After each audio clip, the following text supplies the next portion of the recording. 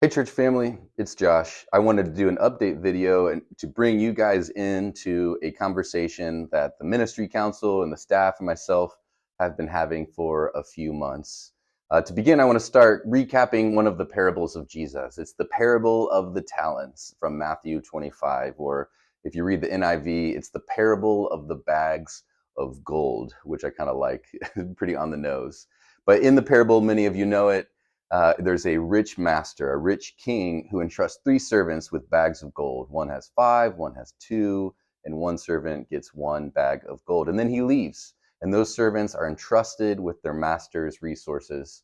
And the first two servants put the money to work. They invest the bags of gold and are able to double. So the one that has five bags now has 10 bags. The one that has two bags now has four bags. But the third servant takes his one bag of gold and buries it in the ground to keep it safe. He was afraid to lose it. And when the master returns and the servants give an account for what they did with their master's resources, I just find it so significant and beautiful on one hand and kind of terrifying on the other hand, what the master says to the servants. To the first two servants, the ones who doubled the bags of gold, he says, "Well done, good and faithful servant. Enter in to the joy, the happiness, the rest, depending on your translation, of your master. Well done, good and faithful servant. Enter into the happiness of your master." And to the third servant who was afraid and buried his bag of gold in the ground to keep it safe, he says, "You wicked and evil servant," which feels pretty harsh if you're asking me.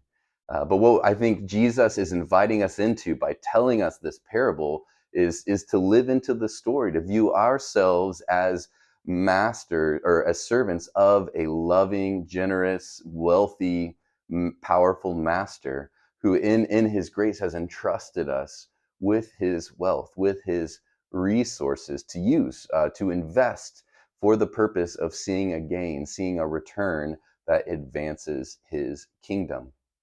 And Jesus seems to be saying with the parable is that you and I have a choice as servants of the master on what we're going to do with the resources that the master has entrusted with us.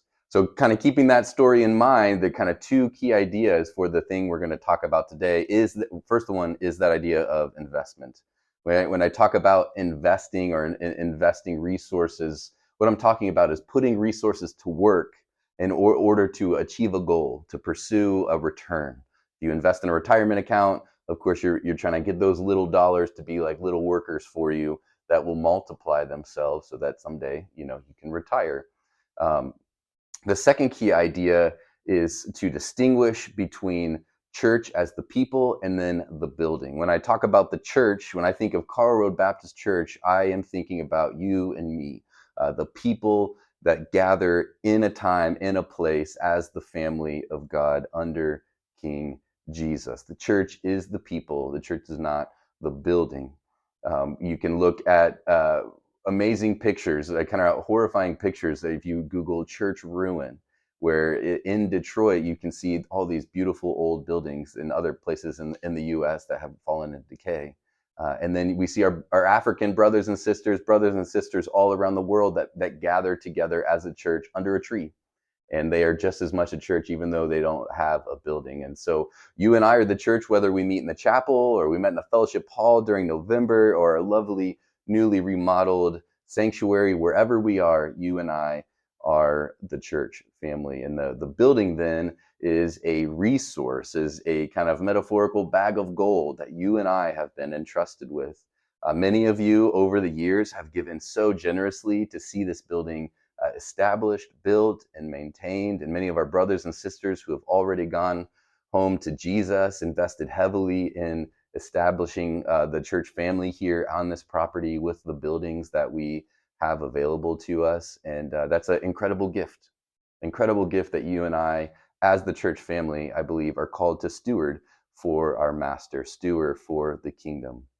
And so when I think about ways to invest our building or what it would look like to invest our building as a resource that we've been entrusted with, the two things that come to mind are the first one is how can our building help us connect with people that we're not currently connecting with. We desire to reach people with the gospel. We desire to make disciples.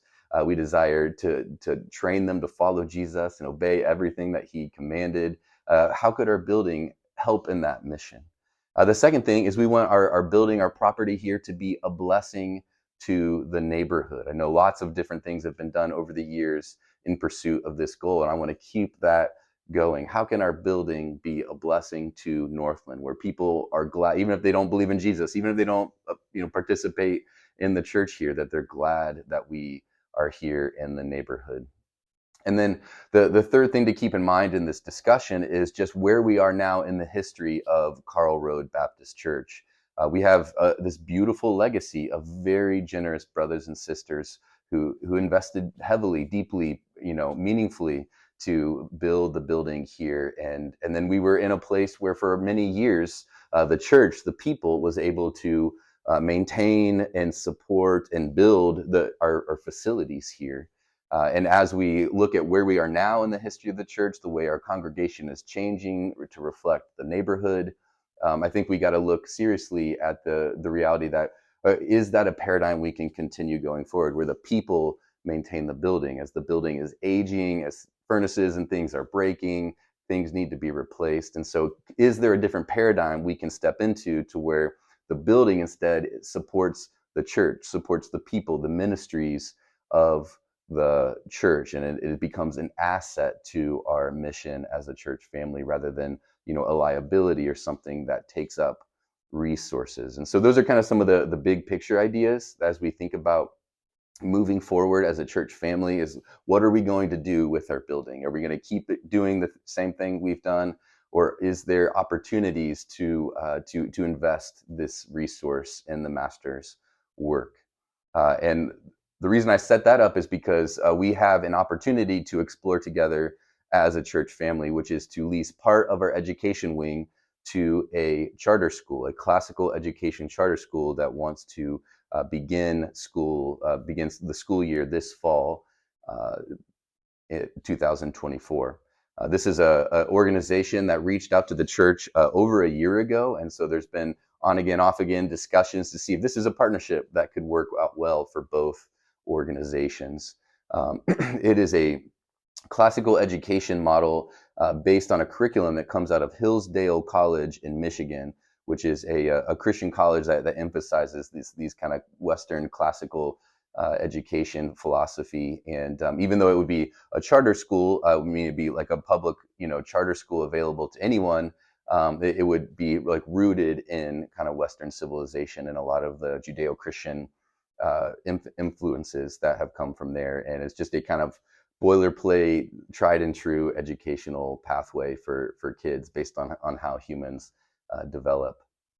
And the school would be, because it's a charter school, the school would be paying just normal market rent in the lease if this were to be a partnership that would work out. And that rent would cover 40% or more of our building and grounds budget. So it'd be a situation where the building could begin to provide some resources for itself and free up funds for more ministry, free up funds. So more of our giving to the mission of the church is going to ministry and not to lights and furnaces and stuff like that. Like one of the dreams and schemes that we have that we've been talking about on staff is being able to hire a youth missionary, not necessarily a youth pastor, but a youth missionary that would go to the high schools to try to reach kids at Beechcroft and Northland High School. The Young Life program at Beechcroft just had to close because they no longer had leaders that could sustain that ministry. So how cool would it be if we could be a church that reaches out to the high schoolers in our neighborhood? And it's just a brainstorm. I'm not saying it's going to happen. It's just something like, what could we do if we had more